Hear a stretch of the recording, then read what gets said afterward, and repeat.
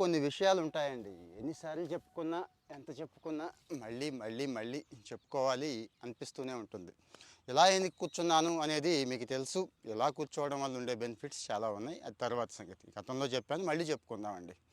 ఇక 8-8-8 అని చెప్పి ఒక రూల్ ఉందండి. 888 రూల్.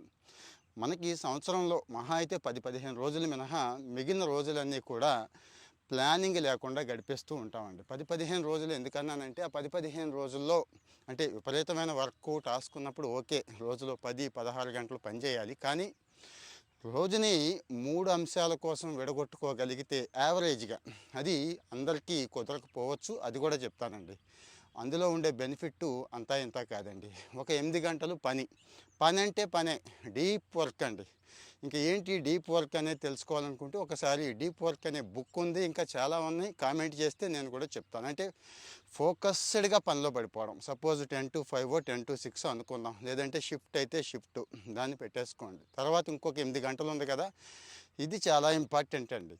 మనిషిని రీక్రియేట్ చేయడానికి, రీజనరేట్ చేయడానికి, మూడ్ బూస్ట్ చేయడానికి, హెల్త్ కాపాడుకోవడానికి, అంటే మన హాబీస్ దగ్గర నుంచి ఇక అన్నీ అన్నీ అన్నీ అన్నీ ఇక్కడ కవర్ అయిపోతాయండి. ఫ్యామిలీతో గడిపే టైము, హాబీస్, నేర్చుకునేవి. నేర్చుకోవడం అంటే ఇప్పుడు కొత్తగా టూల్స్ నేర్చుకోండి, కొత్త విషయాలు నేర్చుకోండి, హాబీస్ డెవలప్ చేసుకోండి, ఫ్యామిలీ ఫ్రెండ్స్తో కలపండి. ఇక ఫోన్ చూడండి, టీవీ చూడండి, ఇక ఏదైనా కానీ 8 గంటలు, మిగిలిన 8 గంటలు హాయిగా నిద్రపోవడం. ఎంత హాయిగా అంటే అంత హాయిగా, మత్తుగా. ఇక్కడ ఒక చిన్న చిట్కా ఉందండి, అంటే చాలామంది మిస్ అవుతోంది ఇదే. అది మాత్రం పట్టుకోండి, మీరు దయచేసి చెప్తున్నా. ఆ 8 గంటలు దేనికైతే ఇచ్చుకున్నామో దానికి పూర్తిగా ఇచ్చుకోవట్లేదు అనేది నా అభిప్రాయం. అవునండి, డిస్ట్రాక్షన్. మధ్య మధ్యలో ఫోన్ చూసుకోవాలి, మధ్య మధ్యలో గాసిప్స్ చెప్పాలి, మధ్య మధ్యలో వేరే దానికి వెళ్ళిపోవాలి. అలా వద్దు దయచేసి. హాబీస్ టైం కానీ, లేకపోతే మీకున్న పర్సనల్ టైంలో కూడా పనిని యాడ్ చేయొద్దు.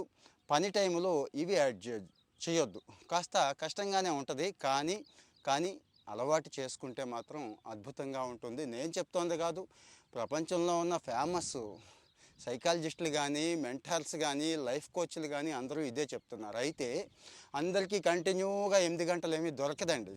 అప్పుడు ముక్కలు చేసుకోవచ్చు, తప్పులేదు. సపోజ్ నేనున్నాను 10 to 6 ఆఫీస్ పని, అంతే. ఉదయాన్నే 6 to 10 4 అవర్స్ దొరికింది కదా, ఇవన్నీ ఎంజాయ్ చేసే టైం. మళ్ళీ ఈవినింగ్ ఇంకో 4 అవర్స్ దొరికింది కదా, నైట్ 8 గంటలు దొరికింది కదా. అంటే యావరేజ్ పీపుల్కి ఇలా ఉంటుందని చెప్పడం నా ఉద్దేశం. సో మరి 8 గంటలు మీలో ఫాలో అవుతున్న వాళ్ళు మీ ఒపీనియన్ చెప్పండి. ఆ లాభాలు వగైరా అవి కూడా చెప్పండి. ఏమైనా ఇబ్బందులు ఉన్నాయి అవి కూడా డిస్కస్ చేద్దామండి. ఇలాంటివి డిస్కస్ చేయాల్సిందే అని నా ఒపీనియన్. ఏమంటారు? ఫాలో అవుతూ ఉండండి. కామెంట్లో మీ ఒపీనియన్ చెప్పండి.